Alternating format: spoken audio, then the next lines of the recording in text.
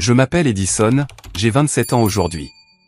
Ou du moins, cela devait être ma célébration jusqu'à ce que mes parents annulent à la dernière minute pour assister au rendez-vous impromptu de ma sœur. Ils l'ont toujours choisi plutôt que moi, mais cette fois, je me suis choisi. Ils ne s'attendaient pas à ce que j'annule quelque chose de beaucoup plus grand qu'un dîner d'anniversaire. Le paiement de leur hypothèque n'était que le début. J'ai annulé tout ce qu'ils tenaient pour acquis. Avant de vous dire comment j'en suis arrivé à annuler la sécurité financière de mes parents, dites-moi d'où vous regardez dans les commentaires ci-dessous et cliquez sur ce bouton d'abonnement si vous vous êtes déjà senti comme l'enfant oublié dans votre famille Sprive. En grandissant dans une modeste maison de banlieue dans le Connecticut, on m'a toujours rappelé que la famille passait avant tout. Sauf que dans notre foyer, cette devise était accompagnée d'un amendement tacite. Sophia passe d'abord, puis la famille, puis peut-être Edison s'il reste du temps. Ma sœur Sophia a 2 ans de moins que moi, mais elle aurait aussi bien pu porter une couronne depuis le jour de sa naissance. Quand Sophia a voulu des cours de ballet, mes parents ont trouvé l'argent. Quand j'ai voulu des cours de programmation informatique, on m'a dit d'utiliser les ressources gratuites de la bibliothèque. Quand Sophia a eu besoin d'une voiture pour l'université, mes parents ont cosigné son prêt. Quand j'ai eu besoin de transport, j'ai pris le bus jusqu'à ce que j'économise assez d'argent de mes petits boulots pour acheter une Honda d'occasion avec 320 000 km au compteur. Ne vous méprenez pas, j'aime ma sœur. Elle est pleine de vie, sociable et a le genre de personnalité qui illumine une pièce. Je suis plus réservé, analytique, et je préfère les petits rassemblements aux grandes fêtes. Mais la disparité dans la façon dont nous étions traités ne tenait pas à nos personnalités. C'était dû à la préférence inexplicable de mes parents. Malgré cette dynamique déséquilibrée, j'excellais à l'école. Les ordinateurs avaient un sens pour moi d'une manière que les gens n'avaient parfois pas. J'ai obtenu mon diplôme avec mention, j'ai obtenu une bourse pour une université d'État et j'ai travaillé pendant mes études en réalisant des projets de codage en freelance. À 23 ans, j'avais décroché un emploi dans une start-up technologique qui appréciait mes compétences. À 25 ans, je gagnais un salaire à 6 chiffres en tant qu'ingénieur logiciel senior. Mon succès financier est arrivé à un moment où mes parents avaient des difficultés. La crise économique les a durement touchés. L'entreprise de construction de mon père a souffert et le travail à temps partiel de ma mère chez un fleuriste ne pouvait pas compenser. Ils ont pris du retard sur les factures et leur hypothèque est devenue une source d'anxiété mensuelle. Quand ils m'ont appelé, la voix tremblante, à l'idée de peut-être perdre la maison où j'ai grandi, je n'ai pas hésité. J'ai mis en place un paiement automatique pour leur hypothèque, 2 400 € chaque mois, directement de mon compte à leur société de crédit immobilier. Je ne leur ai pas dit que c'était automatique. Ils pensaient que je l'envoyais manuellement chaque mois, ce qui les faisait appeler régulièrement pour me remercier. C'était il y a 3 ans. Sophia, quant à elle, passait d'un emploi à l'autre, d'une relation à l'autre. Elle avait un diplôme en communication, mais ne semblait pas trouver sa passion. Elle vivait dans un bel appartement que nos parents l'avaient aidé à meubler. Chaque fois qu'elle était à court de loyer, il me demandait si je pouvais lui prêter de l'argent. Ces prêts n'ont jamais été remboursés, mais j'ai accepté cela comme le coût de la paix familiale.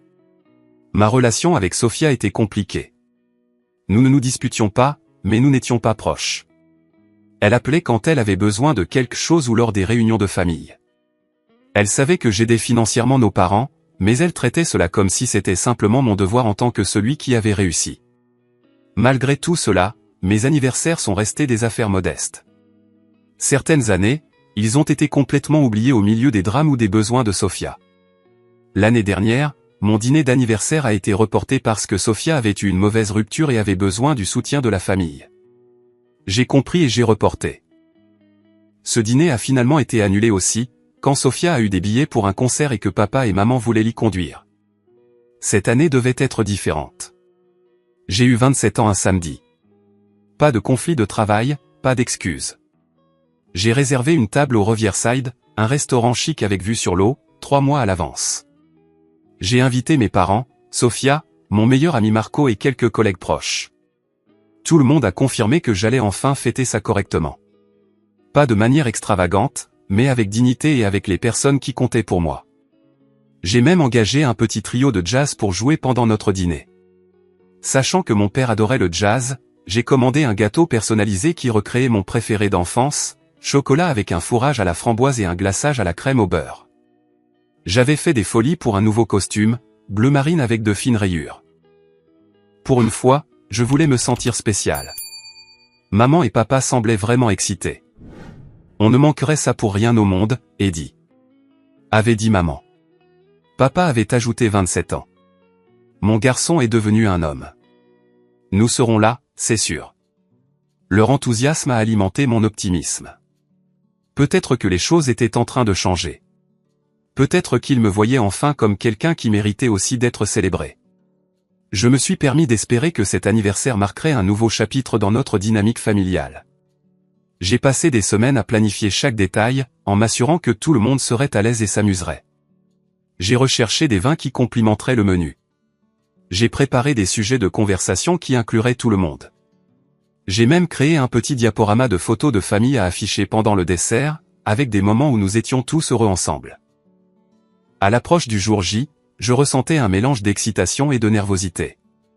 Une partie de moi s'attendait toujours à ce que quelque chose tourne mal, mais j'ai repoussé ces pensées. Cette année serait différente. Cette année, je compterais. La veille de mon anniversaire, j'ai quitté le travail plus tôt pour récupérer le costume chez le tailleur. Les retouches étaient parfaites. Le costume m'allait comme s'il avait été fait pour moi. Je suis allé chez le coiffeur, j'ai acheté une nouvelle cravate et j'ai même fait des folies pour un parfum cher. Tout se mettait en place. De retour à mon appartement, j'ai vérifié les détails de ma réservation une dernière fois et j'ai passé en revue le nombre final de convives avec le restaurant. Le trio de jazz a confirmé qu'ils avaient toutes les chansons que j'avais demandées.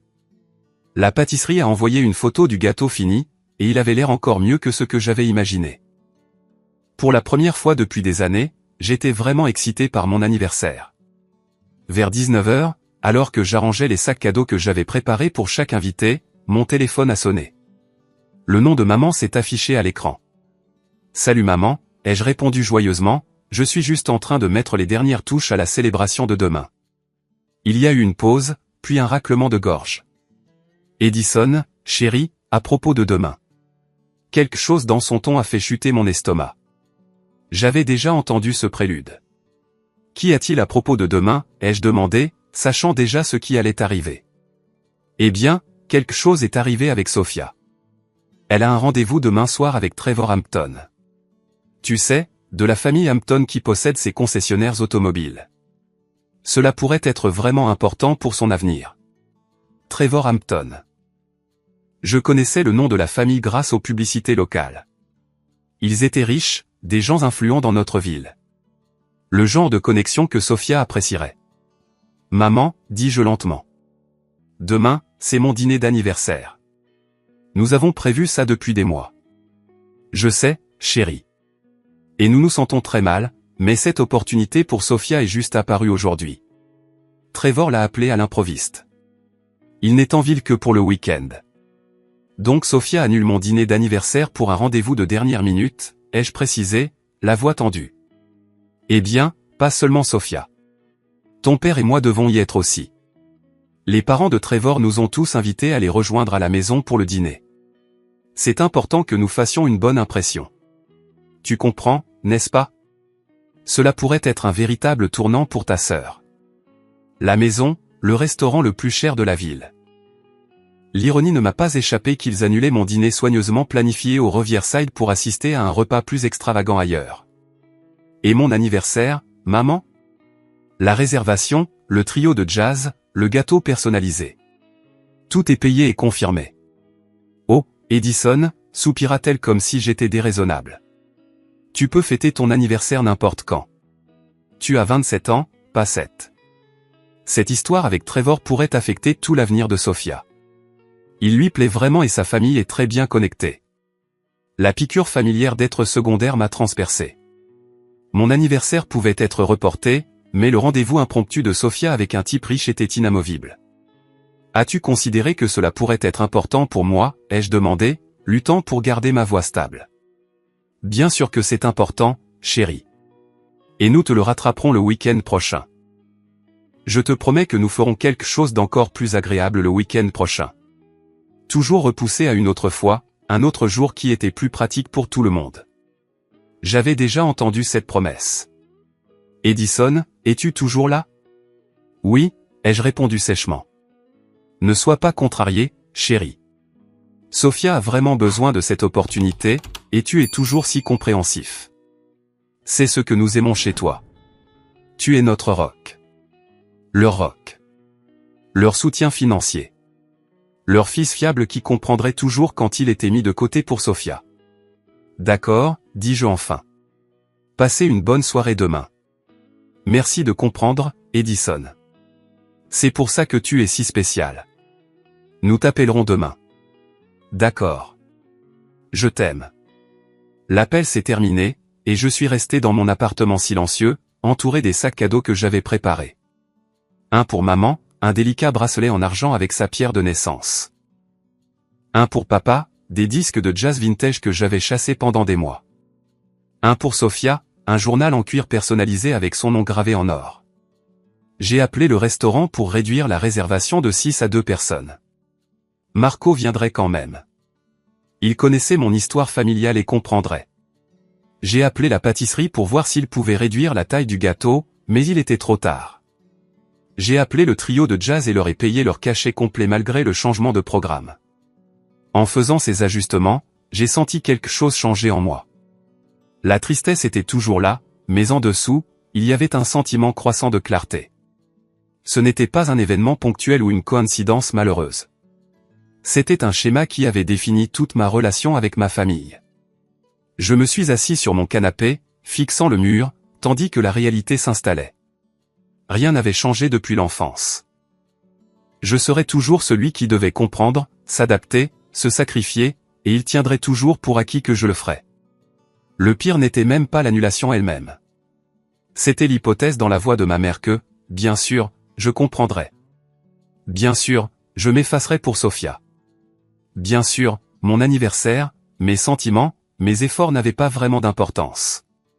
Pour la première fois, je me suis permis de vraiment ressentir le poids de toutes les déceptions. Toutes les fois où j'avais été mis de côté pour Sophia. La douleur qui s'était accumulée pendant des années s'est cristallisée en quelque chose de plus vif, de plus clair. Il ne s'agissait pas seulement d'un dîner d'anniversaire. Il s'agissait de ma place dans ma famille, de ma valeur à leurs yeux. Je suis allé me coucher cette nuit-là avec les sacs cadeaux toujours posés sur ma table basse, rappel silencieux de ma position perpétuelle d'après-coup. Le schéma a commencé tôt. Quand j'avais 8 ans, ma fête d'anniversaire a été réduite parce que Sophia avait un récital de danse le même week-end. À 10 ans, j'ai appris à ne pas trop attendre. Mes anniversaires étaient des affaires rapides, souvent éclipsées par les activités ou les besoins de Sophia. Mon 16e anniversaire, traditionnellement un jalon, a à peine été reconnu parce que Sophia, alors âgée de 14 ans, avait atteint les finales régionales d'un concours de beauté. L'acceptation à l'université a été un autre moment révélateur. Quand ma lettre d'acceptation de Stanford est arrivée, il y a eu de brèves félicitations avant que la conversation ne se déplace vers le bal de fin d'année de Sophia. Quand Sophia a été acceptée à notre université d'État avec une bourse partielle, nos parents ont organisé une fête et invité la famille élargie. Les sacrifices financiers ont également commencé tôt. J'ai commencé à travailler à 16 ans, économisant pour l'université. Mes parents encourageaient cette indépendance. Tu es si responsable, Edison. Pas comme ta sœur. Elle a besoin de plus de conseils. Ces conseils se sont traduits par un soutien financier qui ne m'a jamais été également accessible. Après l'université, le schéma a évolué plutôt que de disparaître. Quand j'ai eu mon premier appartement, je l'ai meublé avec des articles d'occasion et j'ai progressivement économisé pour de meilleures pièces. Quand Sophia a emménagé dans son premier logement, nos parents l'ont aidé à acheter de nouveaux meubles, invoquant son besoin de faire bonne impression dans ses cercles sociaux. L'arrangement hypothécaire a commencé lors d'un dîner de famille il y a 3 ans. Papa avait l'air inhabituellement stressé, touchant à peine sa nourriture. Maman lui lançait des regards inquiets. « Tout va bien ?» ai-je demandé. Après un silence inconfortable, papa a admis qu'ils avaient 3 mois de retard sur leur hypothèque. La banque avait envoyé un dernier avis. Son entreprise de construction avait perdu plusieurs contrats, et ils avaient utilisé des cartes de crédit pour joindre les deux bouts. « Nous devrons peut-être vendre la maison », a dit maman en larmes. 30 ans de souvenirs. La maison familiale, l'endroit où, malgré tout, je me sentais encore connecté à mes racines. L'idée que des étrangers y vivent ou, pire encore, que la banque la saisisse, était insupportable. Combien coûte le paiement mensuel, ai-je demandé. 2400, a dit papa, sa voix lourde de défaite. Nous avons essayé de refinancer, mais nos codes de crédit ont pris un coup. Cette nuit-là, j'ai mis en place le paiement automatique depuis mon compte. Je n'en ai pas fait tout un plat, je leur ai juste dit que j'aiderais jusqu'à ce qu'ils se remettent sur pied. Leur gratitude semblait sincère, même larmoyante. Pendant les premiers mois, ils appelaient avant chaque paiement, vérifiant si j'étais toujours d'accord pour aider. Puis les appels sont devenus moins fréquents. Au bout de 6 mois, le paiement de l'hypothèque était devenu une attente tacite. J'ai essayé de discuter du traitement injuste une fois, il y a environ 2 ans. Nous étions à un dîner du dimanche, et Sophia venait d'annoncer qu'elle quittait un autre emploi parce qu'il n'était pas épanouissant. Maman et papa la soutenaient, lui assurant que la bonne opportunité se présenterait. J'ai gentiment fait remarquer que Sophia avait peut-être besoin de développer une certaine résilience, que trouver l'épanouissement nécessite souvent de traverser des périodes difficiles. Maman s'est immédiatement hérissée. Tout le monde n'est pas comme toi, Edison. Sophia est sensible. Elle a besoin de trouver un travail qui nourrit son esprit. Et nourrir son compte en banque? Ai-je demandé. Où son sens des responsabilités? Papa est intervenu.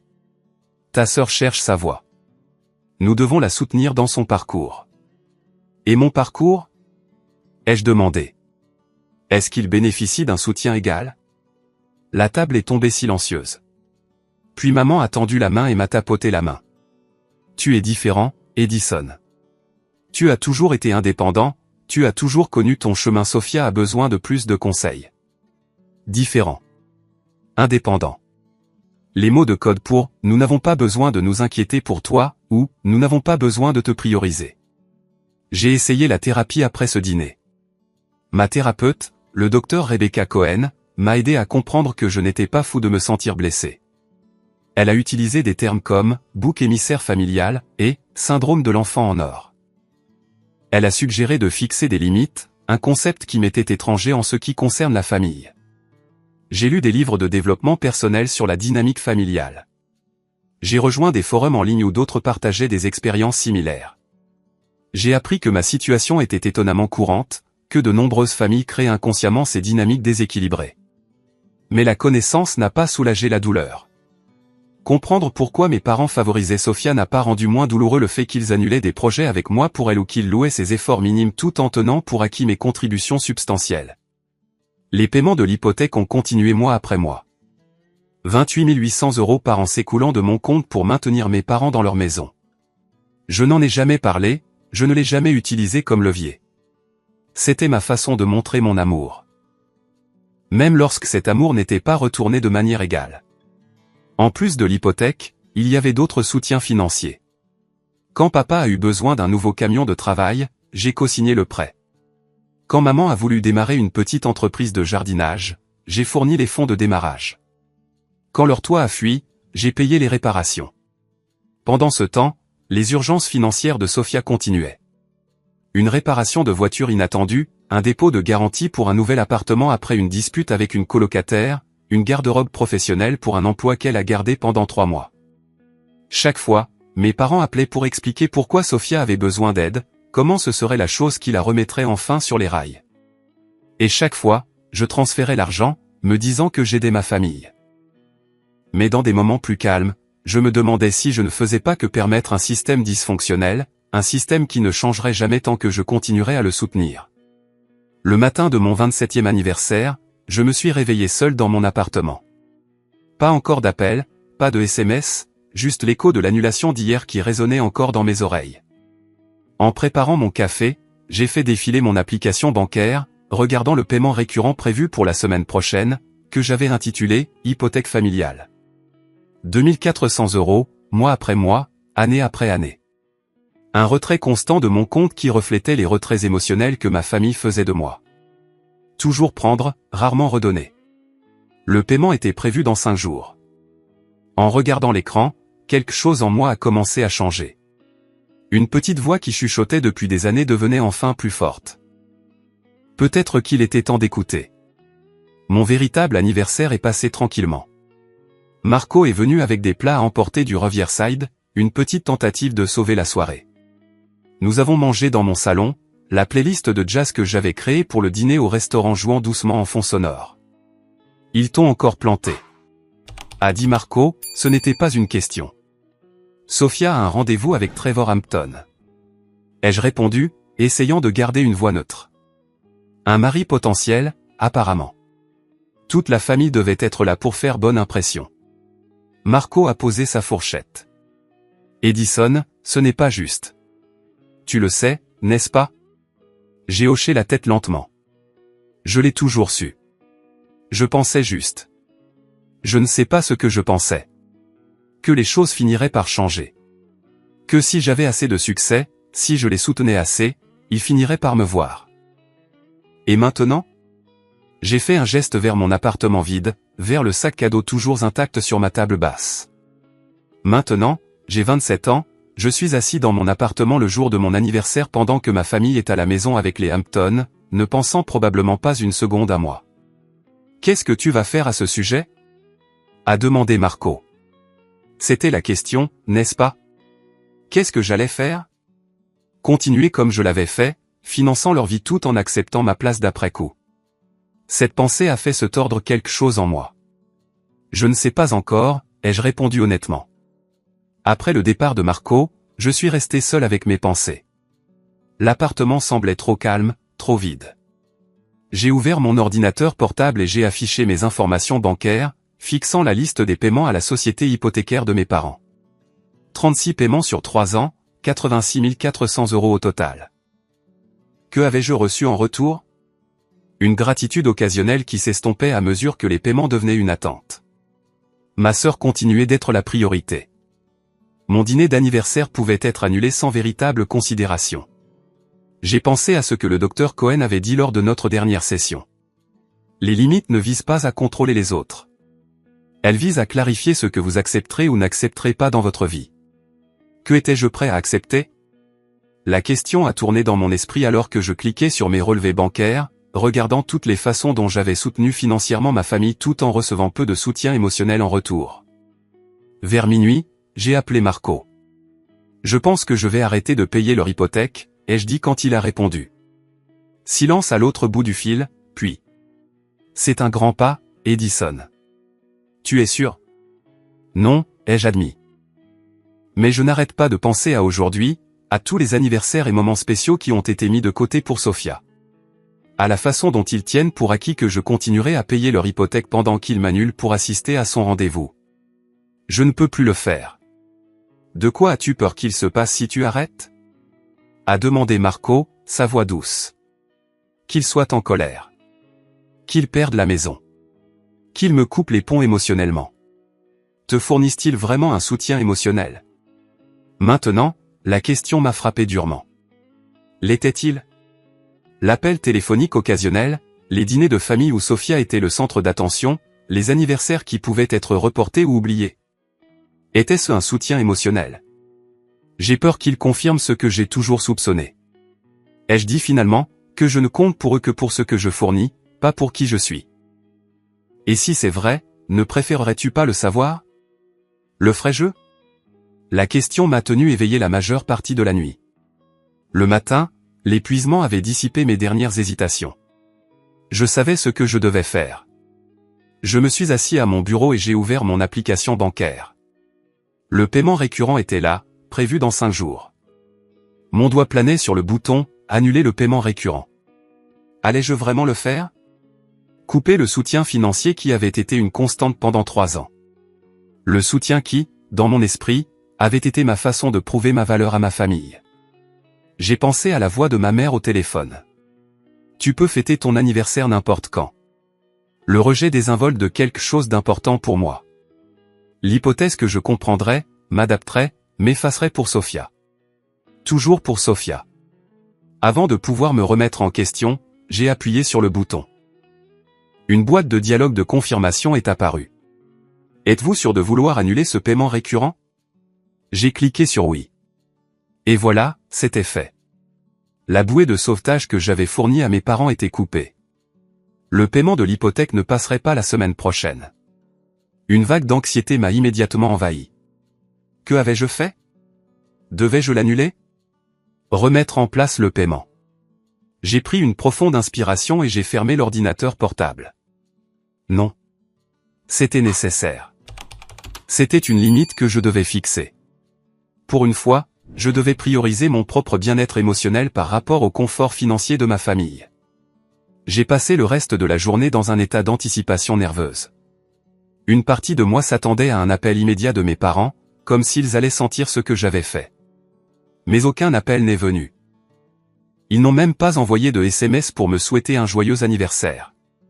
Le soir, mon anxiété a commencé à se transformer en autre chose, la résolution. Je n'avais pas seulement annulé un paiement. J'avais fait le premier pas pour changer une dynamique familiale profondément enracinée. J'ai envoyé un SMS à Marco. Je l'ai fait. Annuler le paiement de l'hypothèque. Sa réponse est arrivée rapidement. Fier de toi, Ce ne sera pas facile, mais c'est la bonne décision. Je suis là. Quoi qu'il arrive. Cette nuit-là, j'ai mieux dormi que depuis des mois, peut-être des années. Le poids des attentes, d'être toujours le responsable, le pourvoyeur, s'était légèrement allégé. Pour la première fois depuis longtemps, j'avais l'impression d'avoir pris le contrôle de ma propre histoire. La banque informerait mes parents de l'échec du paiement. Il y aurait des conséquences, des conversations, probablement des conflits. Mais pour l'instant, j'avais fait quelque chose pour moi-même.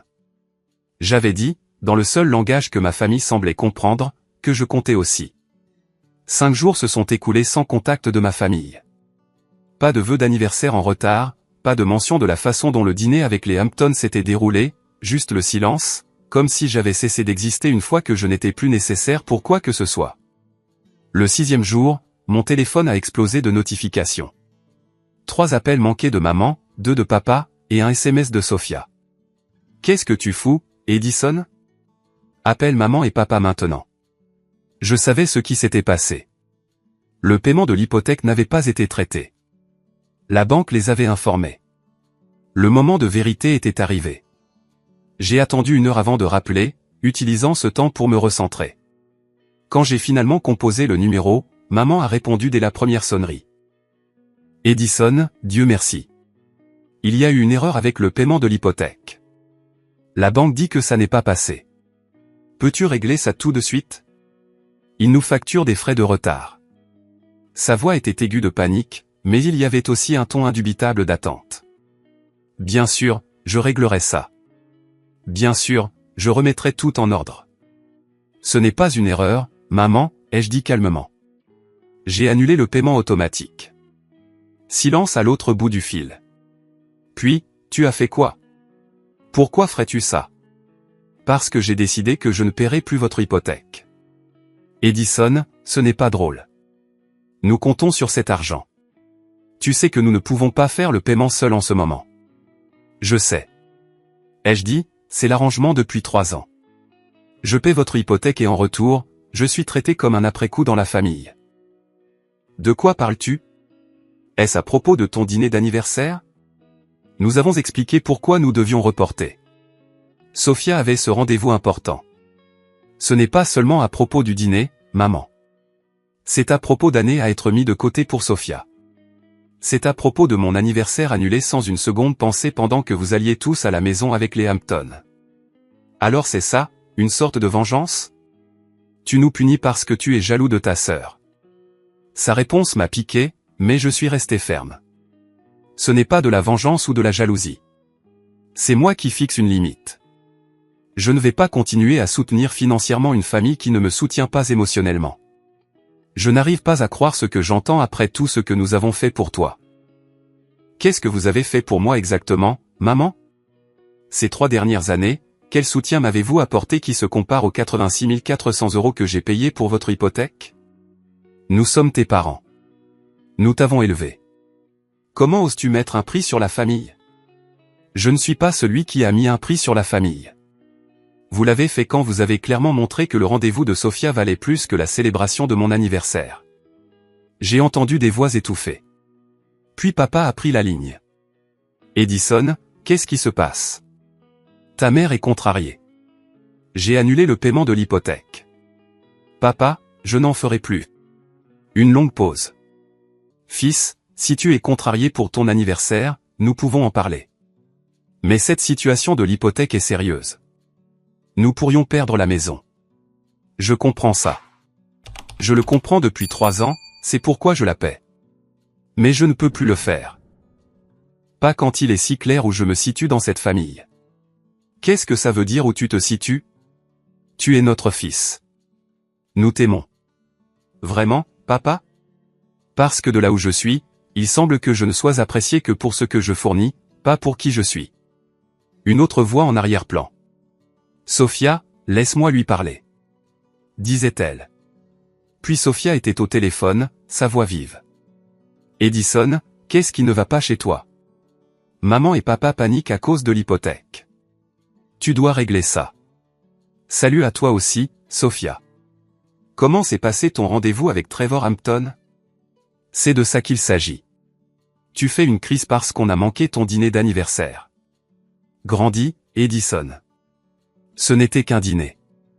Son ton méprisant a été la confirmation finale dont j'avais besoin. Ce n'était pas juste un dîner pour moi, Sophia. C'était important, mais rien de ce qui me concerne n'est jamais assez important dans cette famille, n'est-ce pas? Oh mon Dieu, le drame. Écoute, personne ne se soucie que tu fasses une crise de la quarantaine ou je ne sais quoi. Remets simplement en place le paiement avant que maman et papa ne perdent leur maison. Non. Qu'est-ce que tu veux dire par non?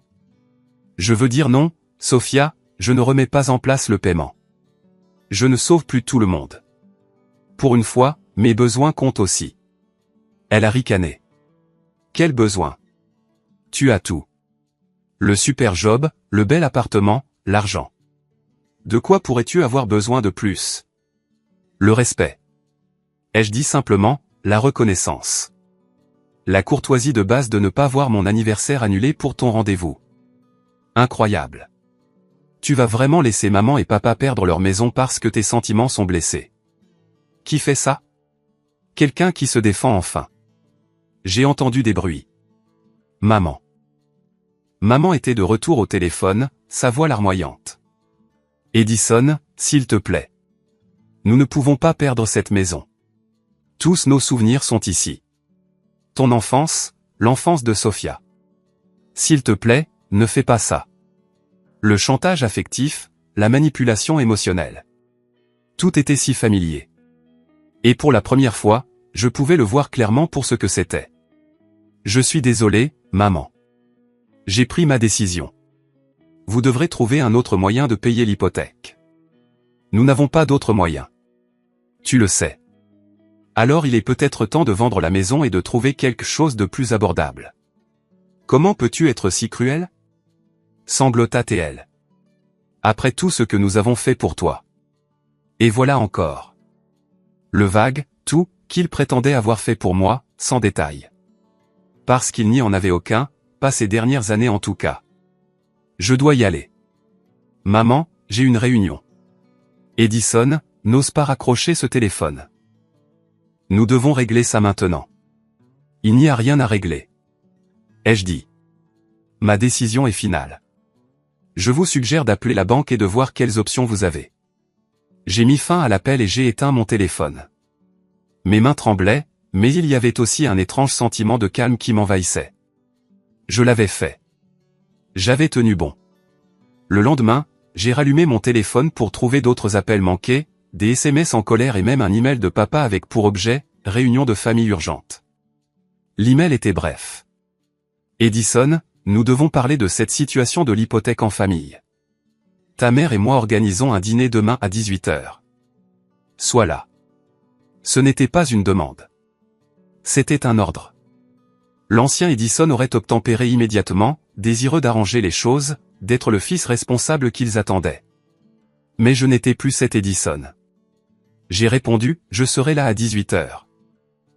Mais je veux être clair. Ma décision concernant l'hypothèque est finale.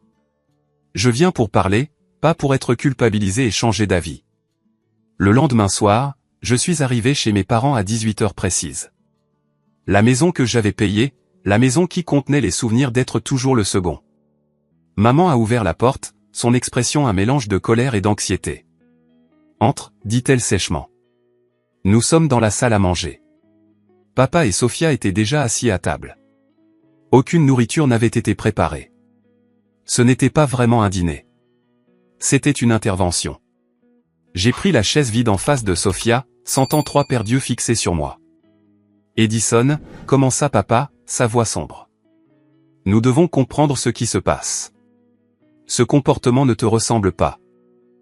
Quel comportement serait ce, papa? Fixer des limites, prioriser mes propres besoins pour une fois? Refuser d'aider ta famille, intervint Sophia. Menacer la maison de maman et papa parce que tu fais une sorte de dépression. Je ne fais pas de dépression, Sophia. Je ne suis simplement plus disposé à être le distributeur automatique de cette famille tout en étant traité comme un après-coup.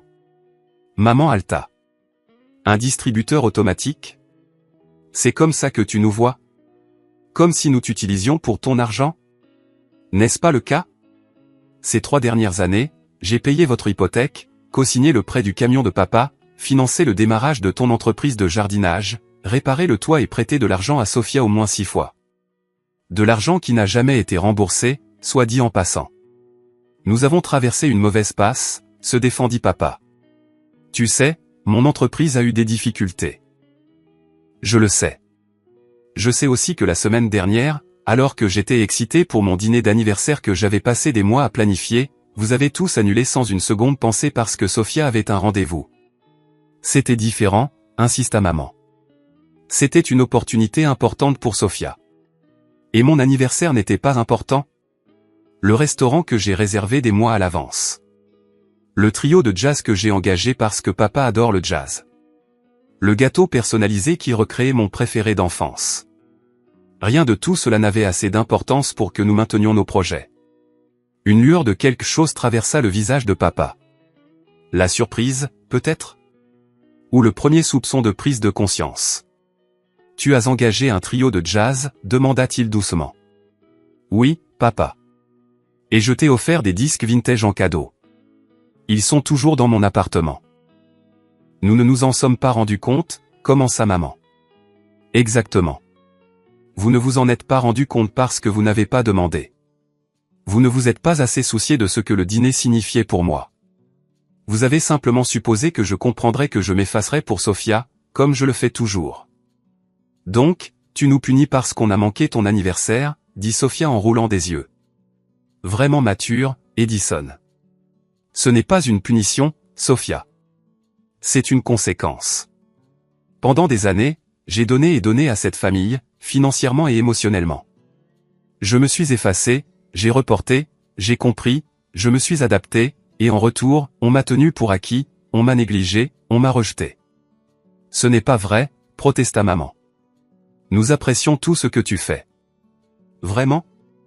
Parce que de là où je suis, il semble que ma seule valeur pour cette famille soit financière. Tant que l'hypothèque est payée et que Sophia obtient ses prêts, tout le monde est heureux. Mais quand je veux quelque chose d'émotionnel, comme que ma famille assiste à mon dîner d'anniversaire, soudain, c'est négociable. Papa se tortilla inconfortablement sur sa chaise. Fils, nous t'aimons. Pas pour ce que tu fournis, mais parce que tu es notre fils. Alors pourquoi ne le montrez-vous pas, papa? Pourquoi le rendez-vous de Sophia est-il plus important que mon anniversaire? Pourquoi sa confusion professionnelle mérite-t-elle plus de soutien que mes succès? Pourquoi ses besoins sont-ils toujours prioritaires par rapport aux miens? La pièce tomba dans le silence. Pour la première fois peut-être, mes mots semblaient atteindre leur but.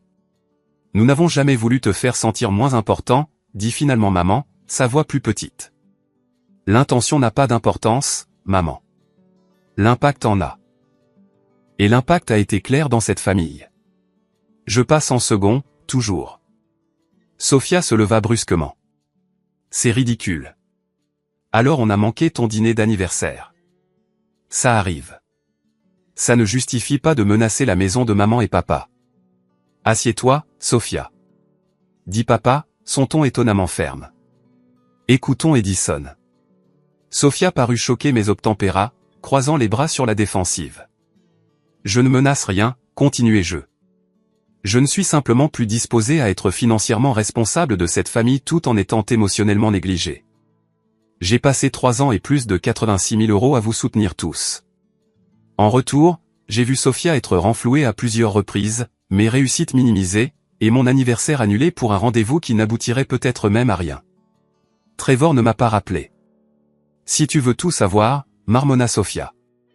Je suis désolé de l'apprendre, dis-je, et je le pensais. Mais cela ne change rien au fait que vous avez tous priorisé la possibilité de son intérêt par rapport à la certitude de ma célébration. Que veux-tu de nous, Edison, demanda papa. Qu'est-ce qui arrangerait les choses? C'était la première question sincère que l'on me posait.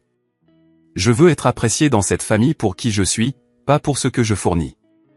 Je veux que mon temps, mes sentiments, mes célébrations comptent autant que ceux de Sophia. Je veux de la réciprocité et du respect. Et l'hypothèque, demanda maman anxieusement. Je ne la paierai plus. Ce n'est pas négociable. Vous devrez trouver une autre solution. Nous ne pouvons pas nous le permettre seuls, admit papa. Nous devrons peut-être vendre. Alors vendez, dis-je, surpris de mon propre calme. Réduisez la taille pour quelque chose que vous pouvez vous permettre. C'est ce que tout adulte financièrement responsable ferait. Comme ça? La voix de maman tremblait. 30 ans dans cette maison, et tu veux qu'on la quitte comme ça? Je ne veux pas que vous la quittiez, maman. Mais je ne suis plus disposé à sacrifier mon avenir financier pour maintenir votre passé. 3 ans, c'était généreux. Il est temps de changer.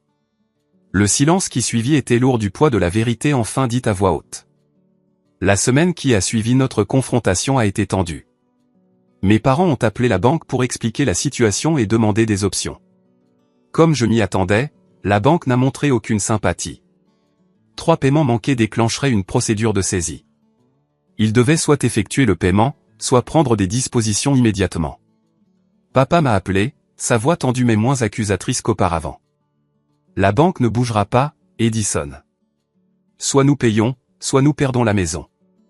Je comprends, papa. Que allez-vous faire?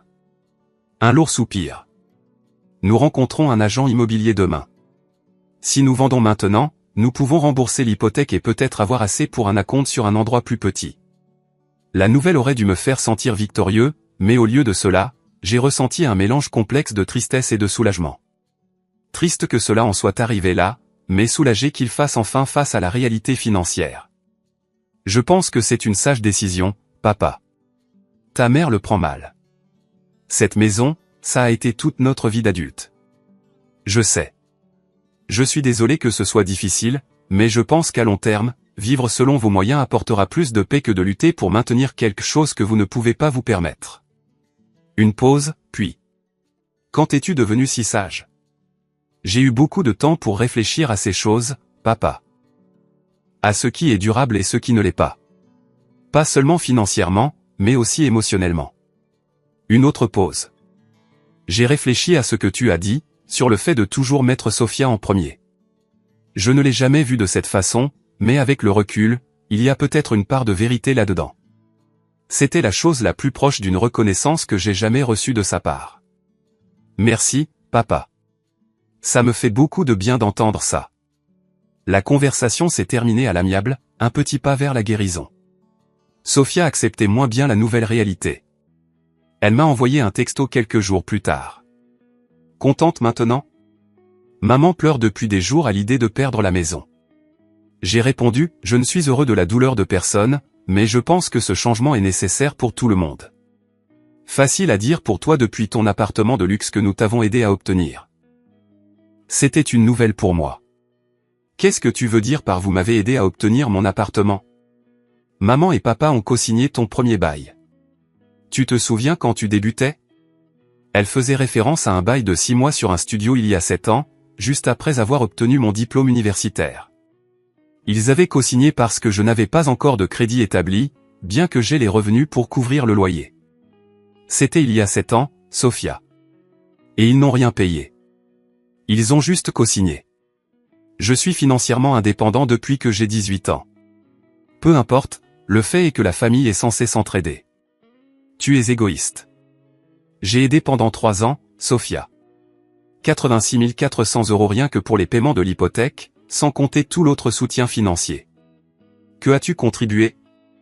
Elle n'a pas répondu pendant des heures. Quand elle l'a finalement fait, son ton avait changé. Je ne savais pas que c'était autant d'argent. La plupart des gens ne dépensent pas autant pour leur famille. Je l'ai fait parce que je tiens à vous, mais l'attention doit aller dans les deux sens. Une autre longue pause avant sa réponse. Je suis désolé pour ton anniversaire. Je ne savais pas que tu avais engagé un trio de jazz et tout ça. Ce n'était pas une reconnaissance complète du schéma, mais c'était quelque chose. Merci de le dire. Est-ce que maman et papa vont vraiment devoir vendre la maison? Oui, à moins qu'ils ne trouvent un autre moyen de payer l'hypothèque. L'entreprise de papa ne rapporte pas assez et l'entreprise de jardinage de maman est encore nouvelle. Et si? Et si j'aidais? Je pourrais revenir vivre chez eux et payer un loyer. La suggestion m'a surpris. Sophia avait été catégorique sur son indépendance, sur le fait d'avoir son propre espace.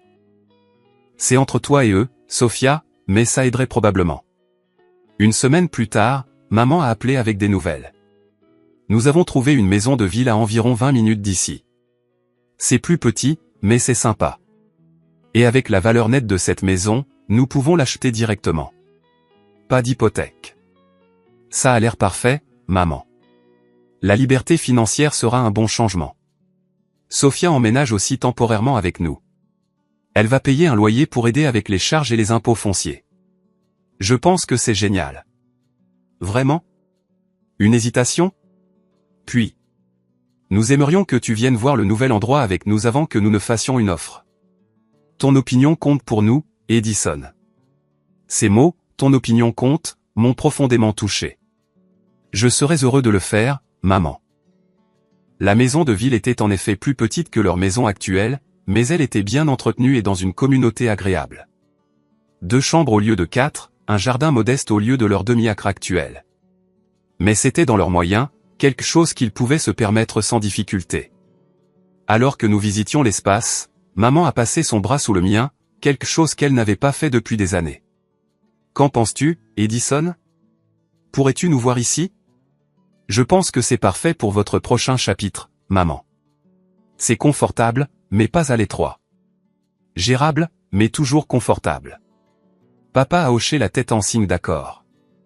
Plus d'hypothèque. Plus de stress chaque mois pour faire les paiements.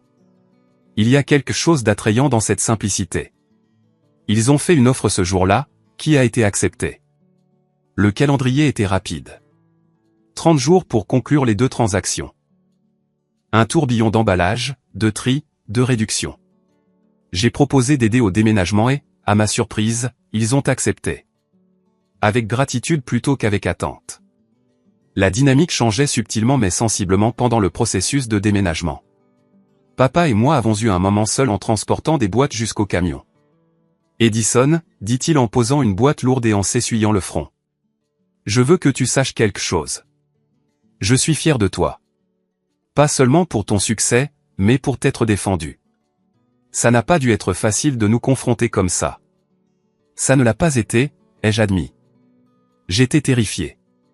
Tu nous as forcés à faire face à de dures vérités sur nos finances, oui, mais aussi sur la façon dont nous t'avons traité par rapport à Sophia. Je ne dis pas que nous avons tout fait de travers, mais nous aurions pu mieux faire pour toi.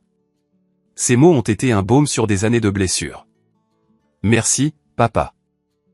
Ça me fait beaucoup de bien. Ta mère et moi en avons parlé. Nous voulons mieux faire.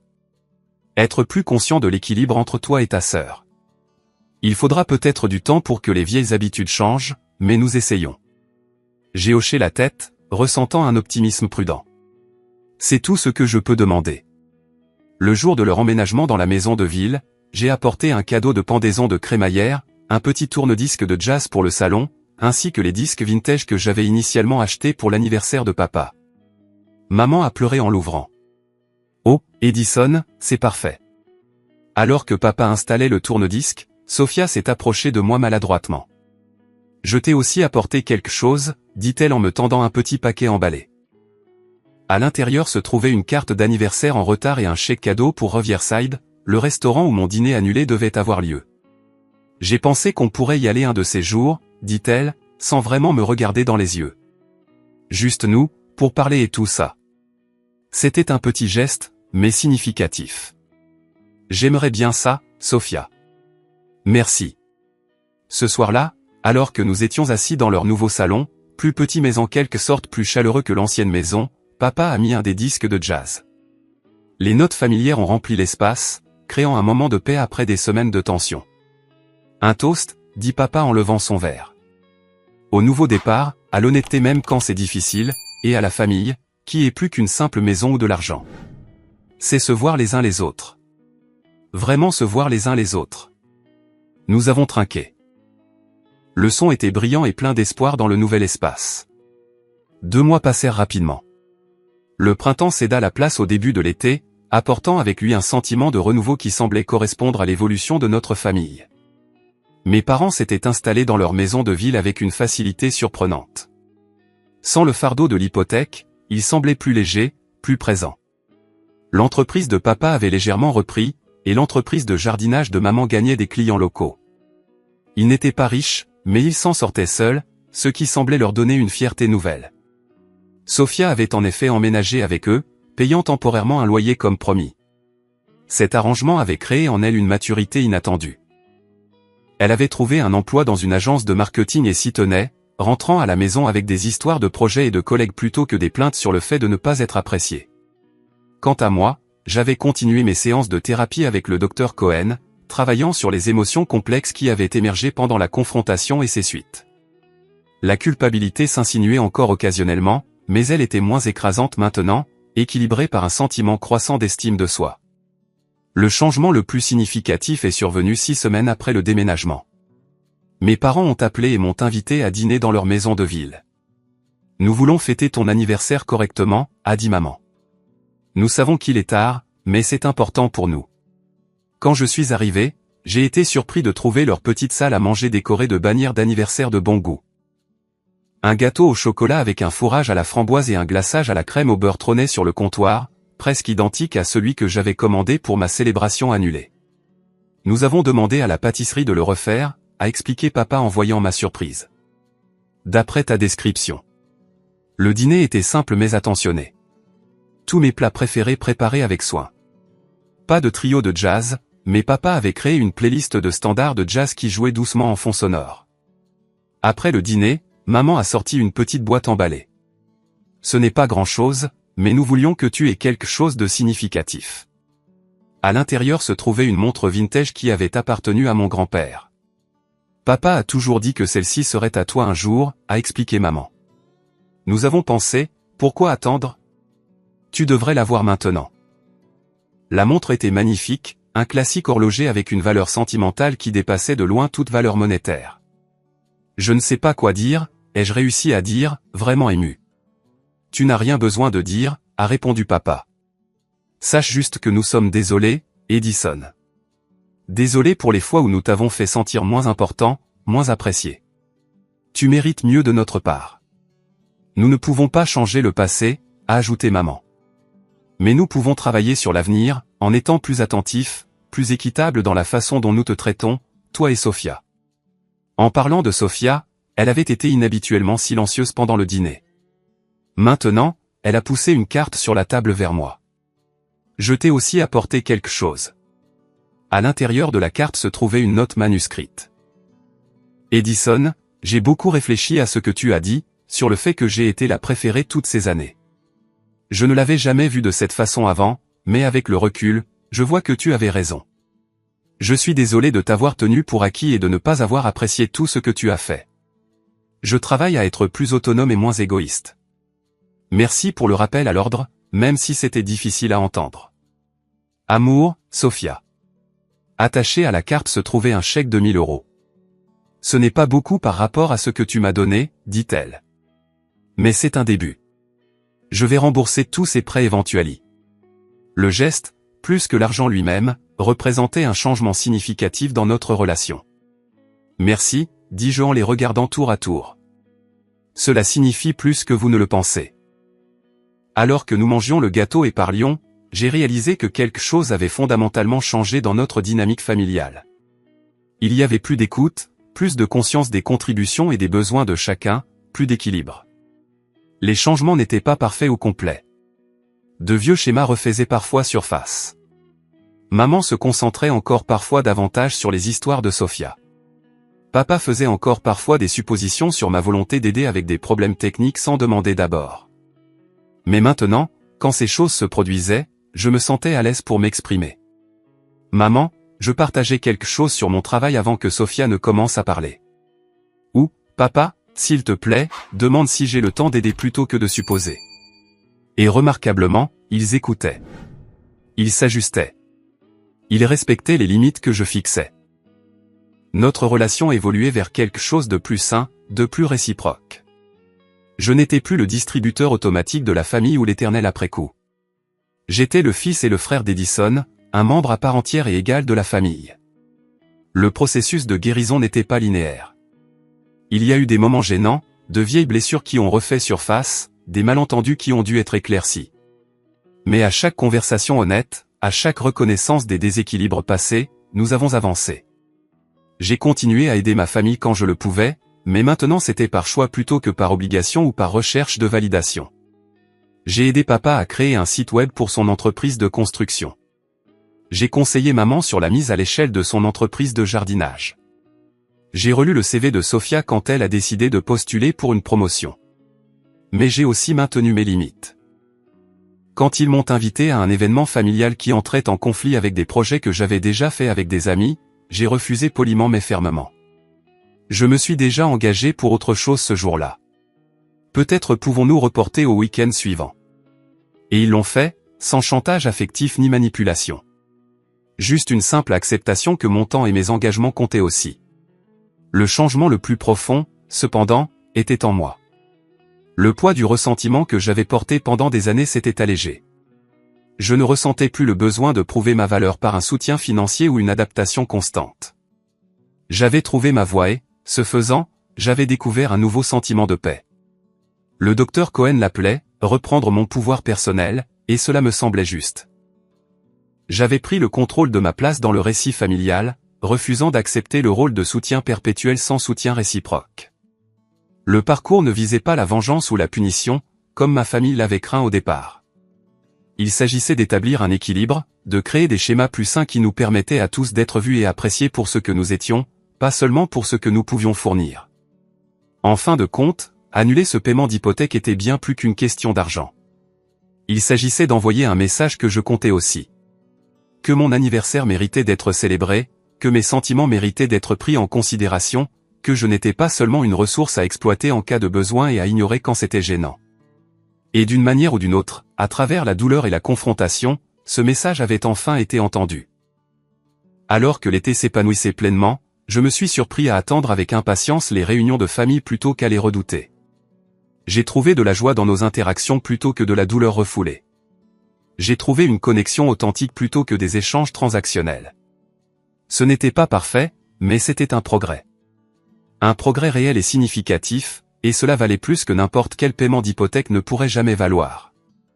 Avez-vous déjà dû fixer une limite difficile avec des membres de votre famille qui vous tenaient pour acquis? Quelle a été la partie la plus difficile pour vous affirmer? Partagez vos expériences dans les commentaires ci-dessous.